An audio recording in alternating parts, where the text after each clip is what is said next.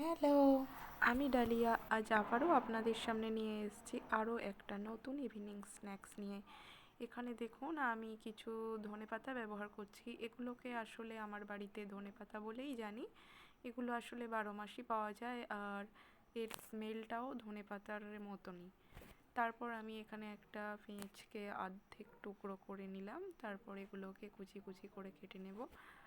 আমার ক্ষেত্রে পেঁয়াজ কাটার সময় চোখ জ্বালা করে, ওই জন্য আমি কুচি করার আগে খানিকক্ষণ 5-10 মিনিট জলে রেখে দিই, যাতে চোখটা জ্বালা করা বন্ধ থাকে।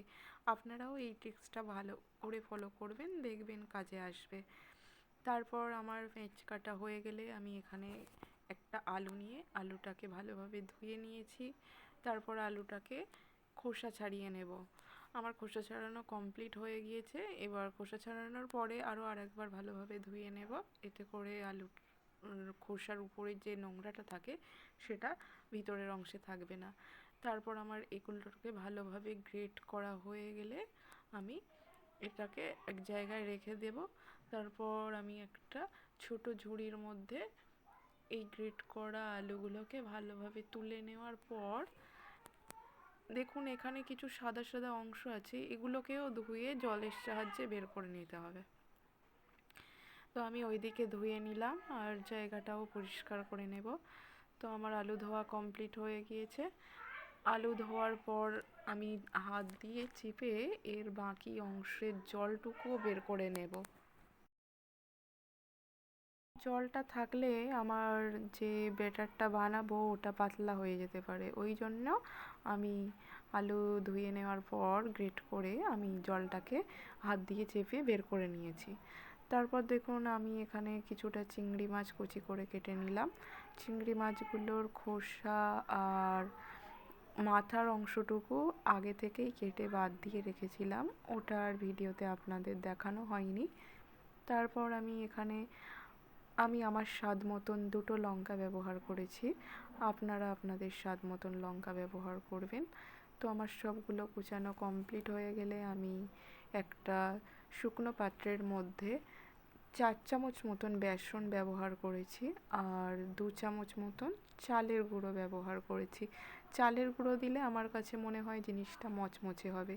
তারপর জিরে, গরম মশলা, চাট মশলা, গোলমরিচের গুঁড়ো, স্বাদ মতন নুন, আর কুচানো পেঁয়াজ, লঙ্কা, চিংড়ি মাছ, গ্রেট করা আলু সবগুলো একসাথে দিয়ে ভালোভাবে মেশাবো।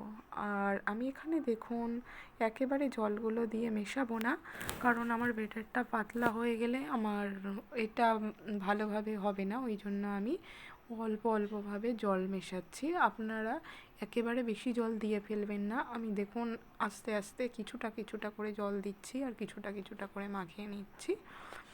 আমি এখানে হাতের সাহায্যে মাখাচ্ছি। আপনাদের কাছে যদি চামচ দিয়ে বা অন্য কিছু দিয়ে সুবিধার মনে হয় আপনারা ব্যবহার করতে পারেন, কিন্তু এইসব ক্ষেত্রে আমি হাতে ব্যবহার করি, কারণ হাতেই আমার কাছে সুবিধা হয়। তো আপনাদের খারাপ লাগলে আমি দুঃখিত, আমার কাছে এটাই সুবিধার মনে হয়। তো হাত দিয়ে দেখুন আমি ভালোভাবে মাখিয়ে নিচ্ছি ঘুরিয়ে ঘুরিয়ে। যত মাখাবো দেখবেন ব্যাটারটা আস্তে আস্তে পাতলা হয়ে আসছে। তো এইভাবে ব্যাটারটা যখন ভালোভাবে পাতলা হয়ে যাবে তখন বুঝতে হবে রেডি হয়ে গিয়েছে। এখন আমি আমার গ্যাসটাকে জ্বেলে নিয়ে একটা চাটু দেবো। আপনারা ভাববেন না এই চাটুটা আসলে অনেক পুরনো দিনের লোহার চাটু, কালো হয়ে গিয়েছে। ভাববেন না নোংরা, ওটা নোংরা নয়, ওরকম কালো হয়ে গিয়েছে দীর্ঘদিনের ব্যবহারে, এটা অনেক পুরানো চাটু। তো আমার এখানে তেলটা গরম হয়ে গেলে আমি তেলটাকে চতুর্দিকে ছড়িয়ে দিয়ে তার উপরে আমি একটা চামচের সাহায্যে 1 চামচ করে ব্যাটার দিয়ে চেপে চেপে গোল গোল করার চেষ্টা করছি।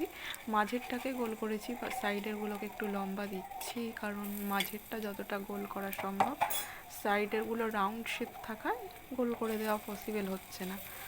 তো আমার দিতে দিতে মাঝেরটা কমপ্লিট হয়ে গিয়েছিল, ওই জন্য মাঝেরটা তুলে ধারে দিলাম। তারপর আমার দেওয়া কমপ্লিট হয়ে গেলে আমি এখানে 2-3 মিনিট ওয়েট করব। তারপর দেখুন আমার সবগুলোই হয়ে গিয়েছে বলে আমি এখানে একে একে উল্টে নেব। তো আমার উল্টাতে সমস্যা হচ্ছিলো বলে আমি চাটুটাকে একটা সাঁড়াশির সাহায্যে ধরলাম, ধরে উল্টালাম। তারপর উল্টো দিকেও আমি অল্প পরিমাণ তেল দিয়ে কিছুক্ষণ ভেজে নেব। তো আমার ভাজাটা কমপ্লিট করার সময় আমার আঁচটাকে মিডিয়াম আঁচে রাখতে হবে, কিংবা পুরো লো ফ্লেমে রাখলেই ভালো হয়। এতে টাইম বেশি লাগবে, কিন্তু আমার চপটা বেশি ক্রিস্পি হওয়ার সম্ভাবনা থাকে।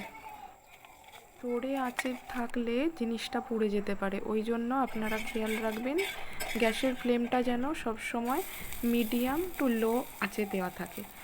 তো তারপর আমার প্রথম ব্যাটারগুলো ভাজা হয়ে গিয়েছে। তারপরে আমি আবার চপের আকারে পরবর্তী যে ব্যাটারটা বাকি ছিল ওগুলোকেও ভালোভাবে ভেজে নেব। আমার ব্যাটারটা কমে এসছে, ওই জন্য এই দিকের সাইজগুলো গোলমাল হয়ে গেল, শেষের সাইজটা খুবই ছোট হয়েছে। তো দেখুন আমার এবারেও ভাজা কমপ্লিট হয়ে গেল। মাঝেরটা দিয়ে আমি 2 মিনিট রেখে দেব। 2 মিনিট পর ভাজা কমপ্লিট হয়ে যাবে। একে একে উল্টে দেওয়ার পর আমি আগের বারে যেমন তেল ব্যবহার করেছিলাম এক্ষেত্রেও আমি আবারও তেল ব্যবহার করব। 2 দিকে তেল ব্যবহার করে এই লো ফ্লেমে জিনিসটাকে ভাজলে জিনিসটা ক্রিস্পি হবে বেশি। তো আমার একটা দুটো পুড়েও গেছে, আপনাদের যাতে পুড়ে না যায় সেদিকটা খেয়াল রাখবেন। এভাবে আমার ভাজা কমপ্লিট হয়ে গেলে আমি আমার মতন পরিবেশন করব, আপনারা আপনাদের মতনভাবে সাজিয়ে নেবেন। আর আমার ভিডিওটি ভালো লাগলে অবশ্যই লাইক, কমেন্ট, শেয়ার করবেন। আর পরবর্তী ভিডিওর জন্য আমার চ্যানেলকে অবশ্যই সাবস্ক্রাইব করবেন। এতক্ষণ সাথে থাকার জন্য অনেক ধন্যবাদ।